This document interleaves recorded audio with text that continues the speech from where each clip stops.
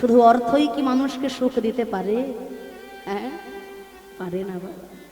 জানবেন, যার যত তালা তার তত জ্বালা। এই তো। তাহলে যার ঘরটা যত বেশি সুন্দর বা যার বাড়িটা যত বেশি সুন্দর, সেখানেই ভগবান আসবেন, তাই তো মা? তাহলে আপনাদের এই গ্রামে সব থেকে বড় বাড়িটা যার, সেখানে কি মহাপ্রভু আছেন? হ্যাঁ, না। জানবেন, দোতলা চারতলা বাড়ি আমার আছে বটে বাবা, কিন্তু চারতলা পাঁচতলার ওপরে যে মালিক বসে আছেন, আমরা দূর থেকে ভাবি যে তার থেকে সুখী বুঝি আর কেউ নেই এই পাড়ার মধ্যে। কিন্তু তার কাছে যাবেন, গিয়ে বলবেন আপনার মতো সুখী এই গ্রামে আর কে আছে? আপনি তো পাঁচতলা বিল্ডিং এর মালিক।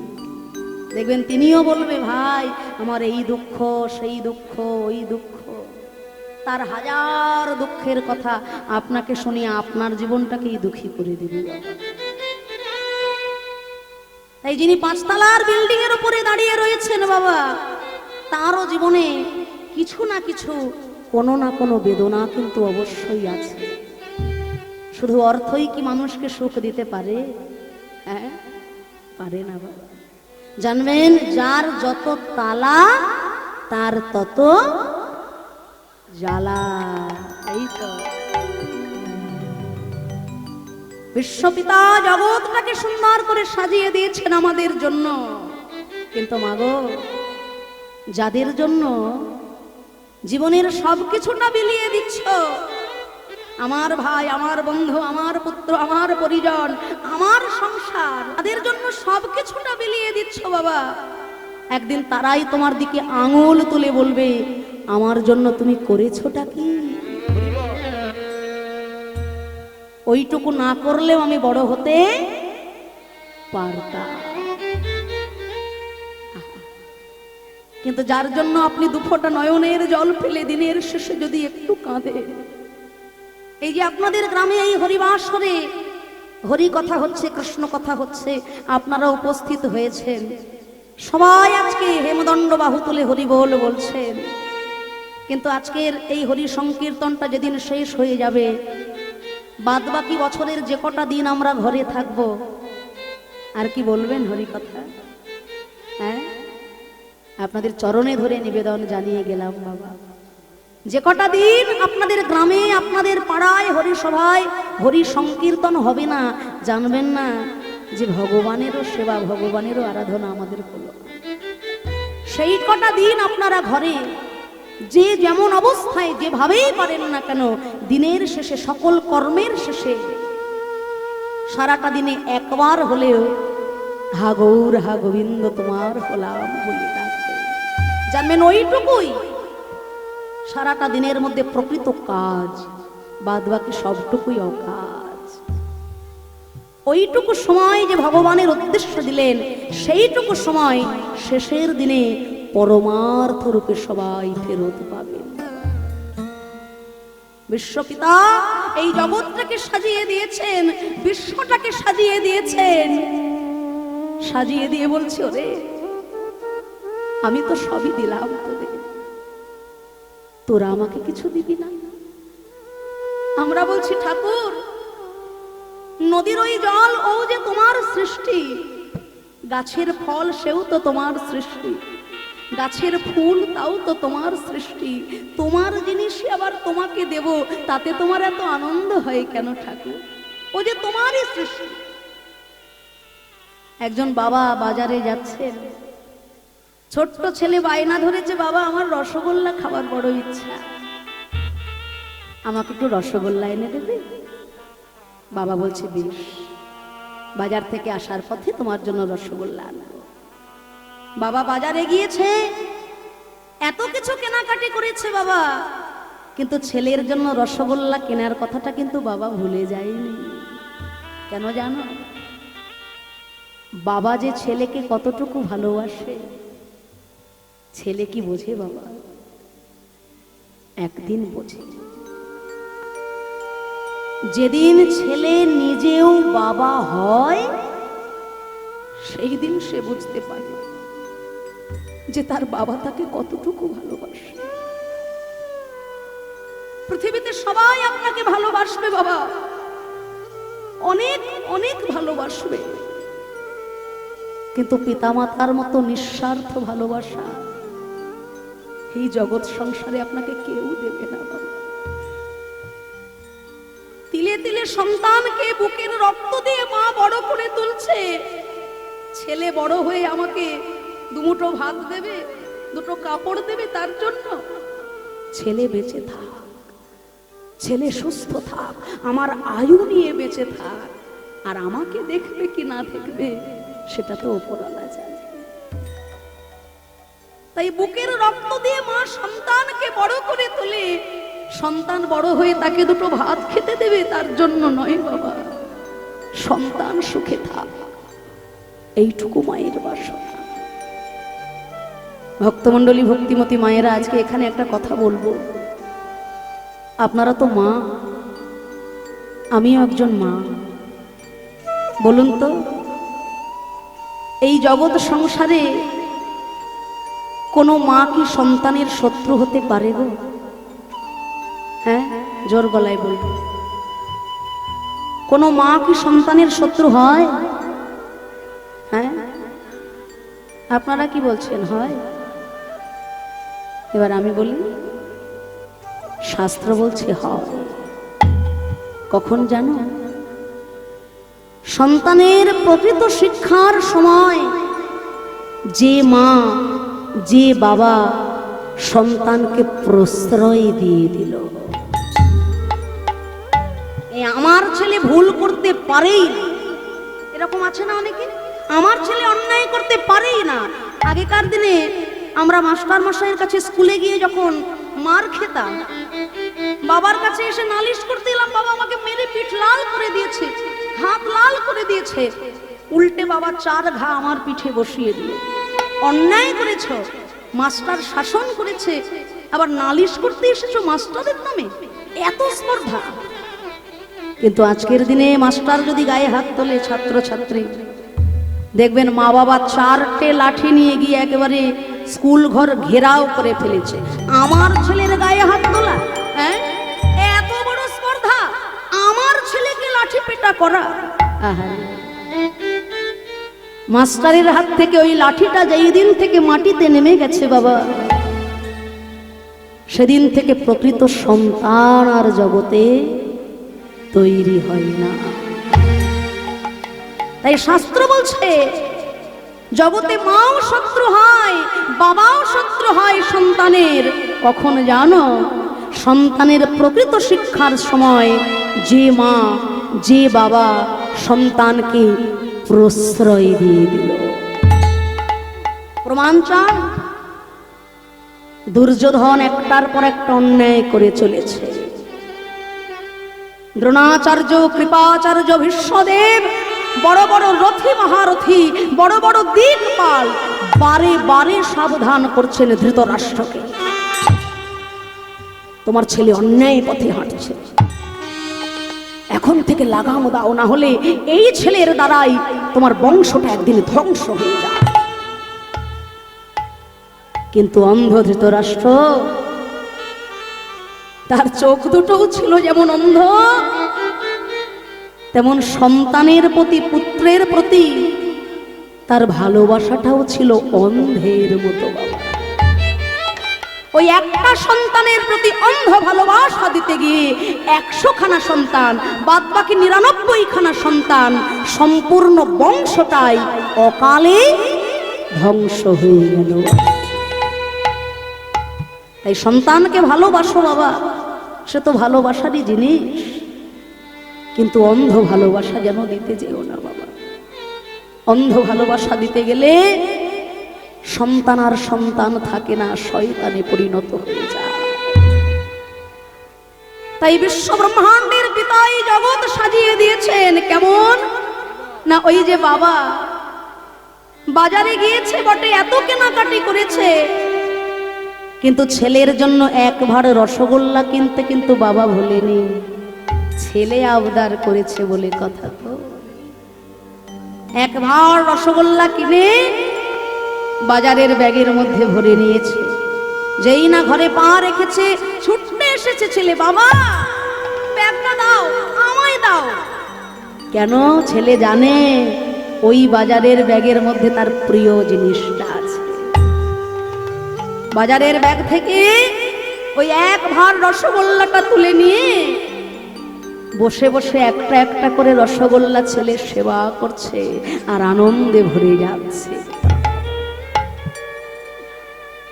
ছেলে যে সেবা করছে বাবা, ছেলের থেকে আরো অধিক আনন্দ পাচ্ছে কে জানে? বাবা, যে নিজে হাতে করে এনেছে ছেলের জন্য।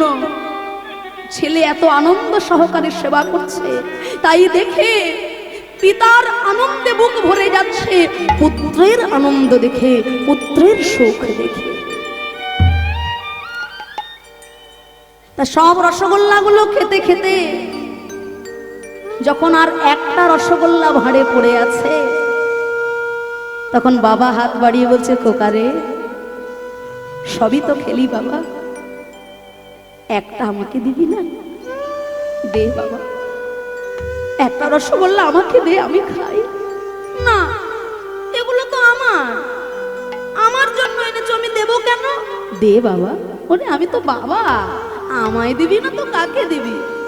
অনেক অনুনয় বিনয় করার পর একটি রসগোল্লা হাতে করে নিয়ে সন্তান বাবার বদনে তুলে দিল। নিতাই গৌর হরি। আচ্ছা মায়েরা, এবার বলুন তো,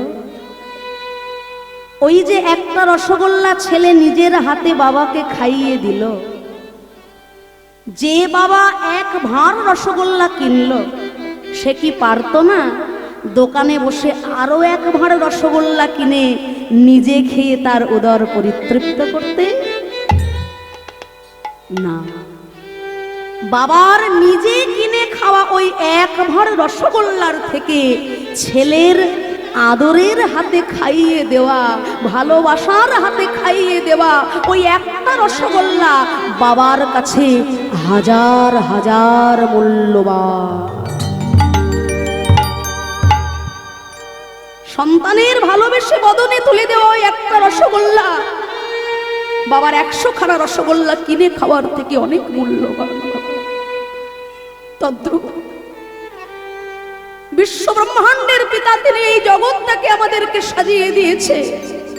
নদীতে জল, বৃক্ষে ফল, এত সুন্দর জগৎ ফুলে ফলে সুজলা সফলা শস্য শ্যামলা এই বসুন্ধরা সাজিয়ে দিয়ে তিনি হাত পেতে বলছেন, ওরে আমি তো সবই দিলাম, বিনিময়ে তোরা আমাকে কিছু দিবি না? যে ভক্ত সেই কথাটা মনে রেখে প্রকৃত সন্তানের মতো দিনের শেষে দুফোঁটা নয়নের জলে হা গোবিন্দ তোমার হলাম বলে একবার কাঁদতে জানে, বিশ্ব ব্রহ্মাণ্ডের পিতা সেই সন্তানকে কখনো দূরে রাখতে পারেন না বাবা, কখনো তিনি দূরে রাখতে পারেন না। ভগবানের জন্য আপনি যদি 1 পা বাড়িয়ে দেন, তিনি কৃপা করে 2 পা বাড়িয়ে এগিয়ে আসবেন আপনার দিকে। এটাই যে তার ধর্ম বাবা, এটাই যে তার ধর্ম। তাই আপনাদের এই গ্রামের সব থেকে বড় বাড়িটা যার, সেখানে কিন্তু গৌর হরি নেই, স্ত্রীবাস। কথার অর্থ হলো যার হৃদয়ের বাসাটা যত সুন্দর করে সাজাতে পারবে, সেখানেই আসবে পূর্ণ ব্রহ্ম ভগবান। তাই সেই শ্রীবাস অঙ্গনে মহাপ্রভু কীর্তন করছেন, কপাট দিয়া কীর্তন করি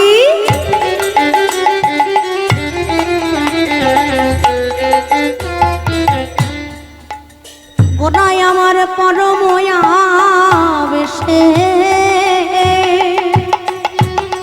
আহা কপাট দিয়া কীর্তন করে, আহা পরময়া দেশে।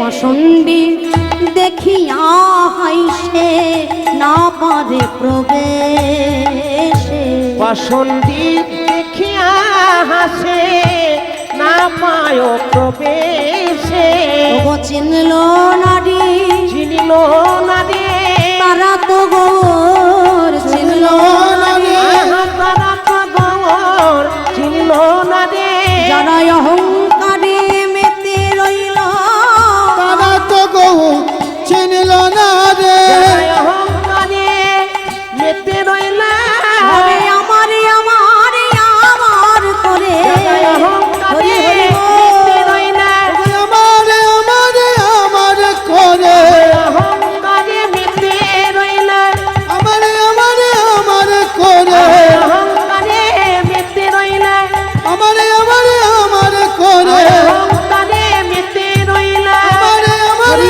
আমার করে অহংকারে মেতে রইলা আমারে আমারে আমার করে অহংকারে মেতে রইলা আমারে আমারে আমার করে তারা তো গৌর চিনল না রে।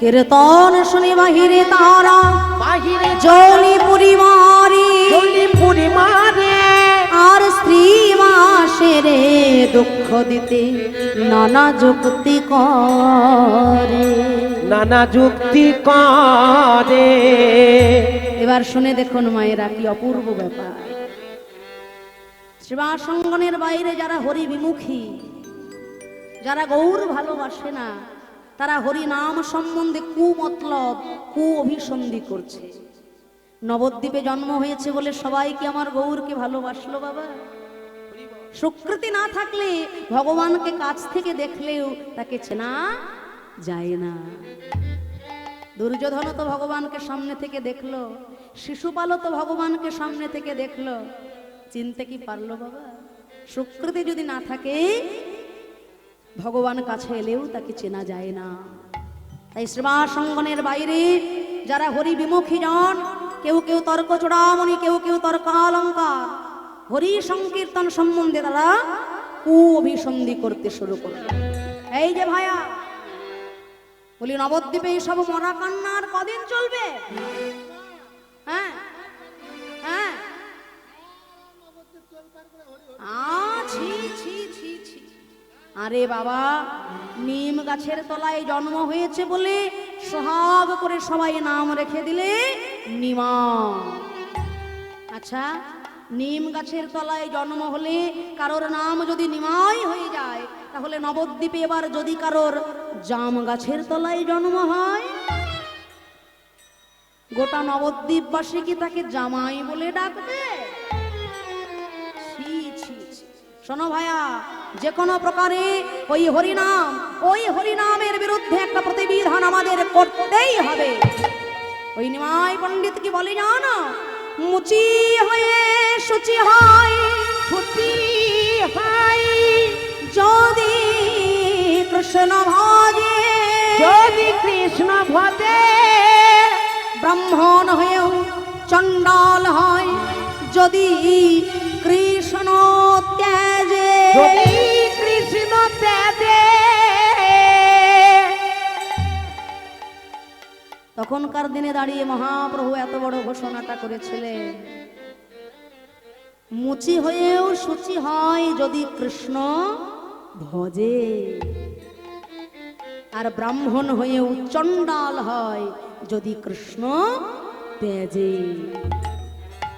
তখনকার দিনে দাঁড়িয়ে এত বড় ঘোষণা করেছিলেন চৈতন্য মহাপ্রভু আমার ব্রাহ্মণ সমাজ যারা নবদ্বীপে গৌরাঙ্গ ভালোবাসে না তারা মেতে উঠল যেমন তেমন প্রকারে ওই হরি সংকীর্তনের বিরুদ্ধে একটা প্রতিবিধান আমাদের করতেই হবে ভাইয়া তা কি প্রতিবিধান করবে চলো চলো সবাই মিলে আমরা দল বল বেঁধে যাব চাপাল চন্দ্র সিদ্ধান্ত বাগীশের কাছে